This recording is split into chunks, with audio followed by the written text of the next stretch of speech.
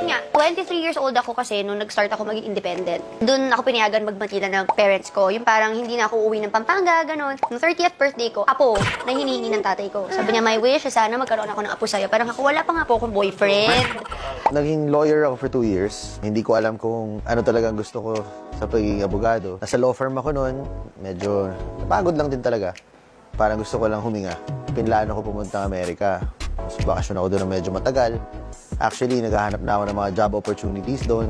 Tinitingnan ko rin kung mag-aaral ba ako. So, nung nandun ako, parang na-enjoy ko naman. Nakilala ko sarili ko, ganyan. Pero, nararamdaman ko sa sarili ko, gusto ko na rin mag-settle down. Gusto ko na rin makahanap ng home, kumbaga, put it that way. May mga friends ako, uy, 30 ka na. Makipag-date ka naman. Maingat ako kahit sa mga nagte-text sa akin, ganoon, kahit sa mga pinapakilala. Ayoko lang yung idea na makikipag-blind date. Grabe talaga, ganito ako magpaligaw, kahit holding hands, hindi talaga. O mga ganon. Pahihira, dalagang Pilipina talaga. Baby, wag ka nang mag-alinlangan pa. Alam mo naman talaga na... Itong si Kanu, Direk Kanu, assistant director sa GMA, parang lumalabas-labas kami, magkakapit bahay kasi kami sa Quezon City. So parang, uy, kain naman tayo sa labas, coffee naman tayo, ganyan. So one night, nag-coffee kami, tapos parang, bigla ko na lang sinabi na, sige, pa-date mo na ako. I'm ready. I'm ready to spread my wings and fly away. Una lang siya sa Facebook, random, from A, B, C, D, E, F, G, H, I. Sa J lang siya nakahanap ng single na guy. Totoo? Hindi na pala naman. Oo, kaya nauubusan na tayo, girl. One day, nasa Boston ako, randomly, isang afternoon, nakakuha ako message from Kanu. Si Kanu, parang acquaintance ko siya. Minsan nakasama ko siya sa isang party, ganyan. Pero hindi kami talaga nag-uusap. Basically, never kami nag-chat. So, nag-text siya sa akin, Facebook Messenger, nasa Pilipinas ka ba? Sabi ko, wala, nasa Amerika ako. Sabi niya, may papadate ako sa'yo. Kaya reply ko sa kanya, parang, ang random naman. Parang sobrang po, Carlo Kanu. Parang kilala kita from college, from high school, pero di na tayo nag-usap after that eh. Tapos sabi ko, sino yan? Sabi niya, Sheena Halili. So, nasa J. So, Jeron. Sabi niya, ilagay mo Jeron. Uy, ano to, lawyer to ha? Sabi ganyan. Sabi ko, huwag na yan. Ako sigurado, Inglesero yan. Sabi ko, tapos iisipin ko pa yung friends, yung family. Naku, mapapagod ako. Sabi ko, gusto ko yung medyo yung parang oo. Parang me. Yung ganito lang, simple lang tayo. So, sinerch ko yung girl sa Instagram. Sino ba ito Sheena Halili? Pagkatingin ko, parang meron nata siya 700,000 na followers. So, grabe naman to. Sino to? Hindi siya, artista ba to? Sabi niya kasi parang, namin yung followers. Mga swimsuit, bago pa yung Eve swimwear nun. Kaya parang, oo. Parang parang chicks yun ang niya sa akin. Tsaka very very decent. Tapos parang yun nga, nagkaka-recall na, parang may kilala nga ako Sheena Halili, ganyan. Starstruck. Hilig ko po talaga yung cute. Maganda po, cute po ako eh. Baby, wag ka nang mag-alinlangan pa. Sabi ko, sige game, pero matagal pa ako uwi, mga 2 months pa. Sabi ko, kung okay lang, sabihin mo sa kanya, may message ko siya sa Instagram. So, may message ko na siya. Tapos parang humirit pa si Carlo Kanu na natatakot siya, baka Englishin mo. Tapos, sabi ni Kanu, nag-message siya sa'yo, mag-reply ka na. Anong pinareply ko? Anong sasabihin ko? Tapos, ang una niyang text sa akin is, Ayo pose. Ayo pose ko siya. So, natawa naman. From there, nag-ausap na kami. pero parang natawa ako sa una niyang message, parang, oy, maging komportable ka sa akin. Hindi ako yung iniisip mo. Parang ganun, parang, oy, nag-iyo pose siya sa akin. So, parang ako, iyo pose. So, first date namin, FaceTime, basically.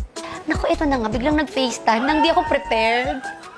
Siyempre, ang gulo na ako ngayon. Teka lang. Hi! I'm ready to spread my wings and fly away. So the whole time, magkausap lang din kami. Mag-isa ako sa Amerika, mag-isa lang din madalas siya sa bahay. So kami lang talaga yung nag-uusap. Na-excite na ako umuwi. Simula nung hindi ko siya nakilala, parang ayoko na umuwi. Ayoko na muna sa Pilipinas eh. Pero parang nakilala ko siya, parang mukhang something to look forward to. Pero at that time, ganun pa lang muna si Sheena. Hindi ko pa siya nakikita personally. Para siya lang yung parang sort of excitement ko para umuwi. Time na umuwi ako, galing akong US, madaling araw na ako dumating. Tapos may party dito sa bahay. Birthday ng sister-in-law ko. Surprise birthday party. So may event dito. Nung party, I was awake. Nung mga 8 o'clock, ganyan. Pero hindi ko na talaga kinakaya. Plano ko nga, iayain na kagad siya dun sa party. Pakilala ko na kagad sa magulang ko. Wala na akong pake. Parang, di ba? Kano? Sabi ko, teka lang, bakit iniimbitahan na?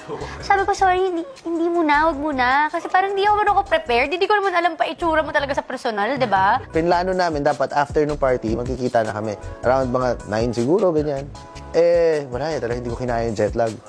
Oo, tulog talaga. So, nagising ako mga 12 na, mga 1. Doon ko na tinext. Na parang, oy, kakagising ko na. Sorry, nakatulog talaga ako. Kung okay lang ba? Alis tayo kasi may promise ako sa'yo. Talagang wala lang talaga eh. Parang sabi ko nga, iiglip lang ako tapos bibihis na ako. Wala, tuloy-tuloy na yung tulog ko eh. Sabi ko, magto 2 a.m. na. Saan tayo ano pa bukas? Sabi ko, oh my God. Makakala niya, pumayag ako pag-blind date. Ganun akong klaseng girl. Tawag ako ulit kay Kano. Sabi ko, Kano, 2 a.m. kami mag-date. Baka saan ako dali nito, Sabi ni Kano, hoy, sabi niya, maayos na tao yan, mabait yan. Sabi niya ganyan. Tsaka sabi niya, matanda ka na, kaya mo rin sarili mo. Ang lala naman nga nung iniisip ko, diba? Pero nag-iingat ako. Pero, pumayag ako. Ang ganda po, cute po ako eh. First date namin sa Eastwood lang eh. Pizza house lang. Yellow cab. So, lakad kami ganyan. Pagka, nung paparating kami doon sa may yellow cab, may grupo ng lalaki. Grupo talaga, as in, ang dami nila. As in, parang class. Tapos, si Sheena, pa-picture. Lahat nagpa-picture sa kanya. Parang, sino itong taong to? Parang, yun pala yung impact niya sa tao. Bilib talaga ako na parang... Ganito ng dates natin. So, okay lang ba? Parang gano'n. Yun na, punta na kami sa... Nag-order kami ng pizza. Kahit nasa diet ako noon, kumain ako ng pizza. Ang nagpag-usapan na naman namin, it's about life. Tsaka parang kung tignan niya ako na natutunaw talaga ako. Talagang ganun siya sa akin. Usap kami about life, tapos noon, hinatinda niya ako sa bahay. Nag-message naman siya after ulit. So, everyday na, magmula that day, hindi na naputol yung communication namin. Until now, as in walang araw na hindi kami nakita. Wala kasi akong taping noon, tapos naghahanap siya ng bago niyang work. So, parehas kami, marami kaming time. So, parang nag-date kami for 2 months. May tatanong daw siya, ganyan. Tapos, will you be my girlfriend? Me? Girlfriend? Ganon ako. Pwede, joke lang. Sabi niya, will you be my Hindi mo na naman alam yung nararamdaman mo. Ang mga babae talagang kahit balik ta rin ko mundo ko, may mga bagay talagang hindi ko maiintindihan dyan. Tignan mo naman yung dessert, sabi niya sa akin.